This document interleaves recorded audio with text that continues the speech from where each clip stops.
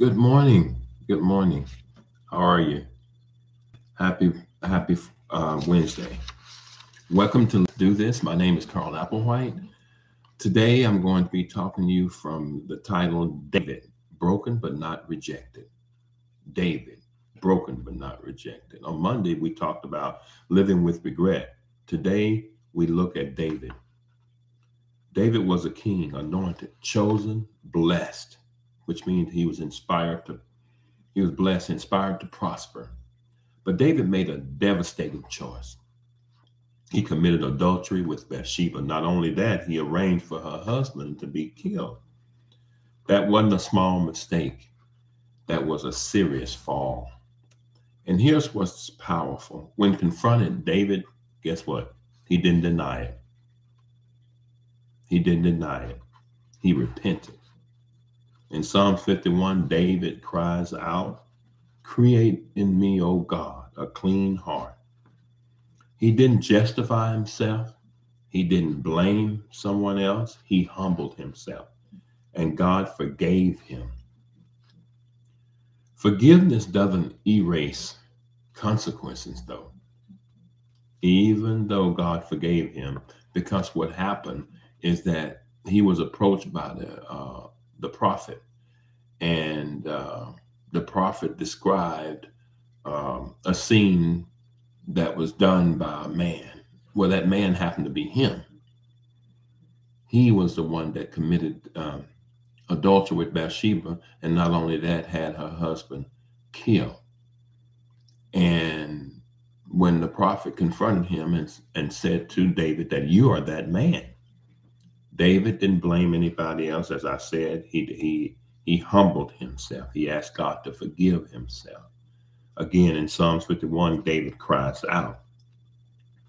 But forgiveness doesn't erase consequences. The prophet Nathan said that you're not going to die, but the sword shall not leave your house, which means that he had trouble throughout his family. Uh, his son didn't like him. Just read that story sometime. He had he the sword didn't leave his house. He had problems in his family. David failures was real, very real, but so was God's mercy. Let's talk about that a little bit. David messed up. Then Nathan said to David, God said, you're not going to die, but the sword won't leave your house. In other words, you're going to have some trouble within your family. But he lived. God forgave him. Now, here's a man that made a big mistake. The Bible called David, it described him as a man after God's own heart. Someone said he dated God. He enjoyed God. He was always honest and open to God. He didn't hide anything. I think that's the thing with it when it comes to man. And when I say man, I mean humankind, male and female, is that God already knows. The Bible said the eyes of the Lord are everywhere. The night is just like the day to him. He knows what you did when you did it. He was watching. He saw everything.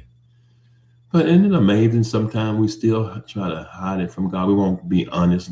I'm going back thinking about Cain and Abel in the beginning, Adam's two sons, and Cain killed Abel. And when God said, "Where's your brother?" He said to God, "Am I my brother's keeper?" I mean, he had an attitude. "Am I my brother's keeper?" "Yes, you are." "What have you done?" God said. And to the difference between him and David is that he didn't confess his sin. David did. So let us, as being humans, know that God knows everything. If we mess up, just say, "God, I messed up. I messed up." Your sin may be big, but God's grace is bigger. Man, that's amazing.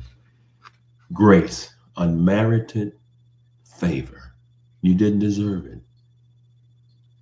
Undeserved merited favor. Most powerful God. So if we mess up, if we sin, ask God to forgive us. Although we don't want to sin, we don't want to do what's wrong. We want to please God, right? And so let's just be honest with him, and we can be like David. And when you read the story of David, he's the greatest king, I think and believe, with what I understood and read of the greatest king that ever been. And he loved God, and God loved him. And a good example for us today. So some of us, when we say we're going to church, but we want to get things better before we go, and don't wait on that. Just go.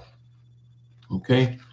Well, that's the end of my talk this morning. Today is Wednesday. Again, happy Wednesday. Have a good Wednesday. It's hump day. All right. Appreciate you. Again, have a good day.